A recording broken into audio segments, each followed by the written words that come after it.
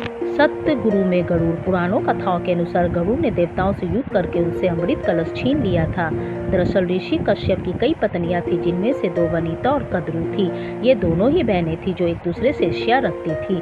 दोनों के पुत्र नहीं थे, तो पति कश्यप ने दोनों को पुत्र के लिए एक वरदान दे दिया। वनिता ने 2 बलशाली पुत्र मांगे, जबकि कद्रू ने 1000 सर्पपुत्र रूप में मांगे, जो कि अंडे के रूप में जन्म लेने वाले थे। सर्प होने के कारण कद्रू के 1000 बेटे अंडे से उत्पन्न हुए और अपने माँ के कहने के अनुसार काम करने लगे। दोनों बहनों में शर्त लग गई थी कि जिसके पुत्र बलशाली होंगे, हारने वालों को उसकी दास्ता स्वीकार करनी होगी। इधर सर्प ने जो जन्म ले लिया था, लेकिन वनिता के अंडों से अभी कोई पुत्र नहीं निकला था। इसी जल्दीबाजी में वनिता ने एक अंडे को पकने से पहले ही फोड़ दिया था।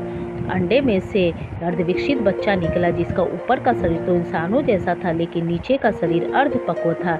इसका नाम अरुण था। अरुण ने अपनी माँ से कहा कि पिता के कहने के बाद भी आपने धैर्य खो दिया और मेरे शरीर का विस्तार नहीं होने दिया, इसलिए मैं आपको श्राप देता हूँ कि आपको अपना जीवन एक सेवक के तौर पर बिताना होगा।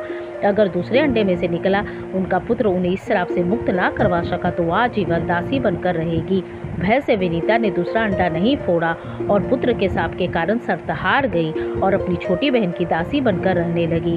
बहुत लंबे काल के बाद दूसरा अंडा फूटा और उसमें से विशालकाय गरुड़ निकला, जिसका मुख पक्षी की तरह और बाकी शरीर इंसानों की तरह था। हालांकि उनकी पसलियों में से जुड़े हुए विशालकाय पंच भी थे। जब गरुड़ को ये पता चला कि उनकी माता तो उनकी भी बहन की दासी है और क्यों है ये भी पता चला, तो उन्होंने अपनी मौसी और सर्पों से इस दास्ता से मुक्ति के लिए उन्होंने शर्त पूछी।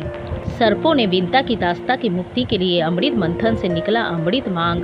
अमृत लेने के लिए गरुड़ स्वर्ग लोक की तरफ तुरंत निकल पड़े। देवताओं ने अमृत की सुरक्षा के लिए 3 चरणों की सुरक्षा कर रखी थी। पहले चरण में आग की बड़े पर्दे बिछा रखे थे, दूसरे में घातक हथियारों की आपस में घर्षण करती दीवार थी और अंत में 2 विषैले सर्पों का पहरा।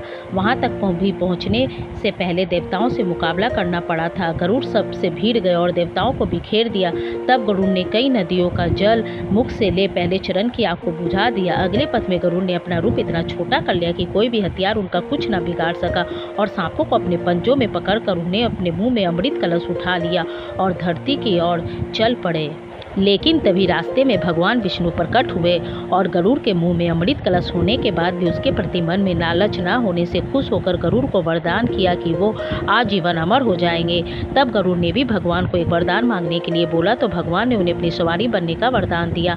इंद्र ने भी गरुड़ को वरदान दिया कि वो सांपों को भोजन के रूप में खा सकेगा। इस पर गरुड़ ने भी अमृत सकुशल वापसी का वादा किया।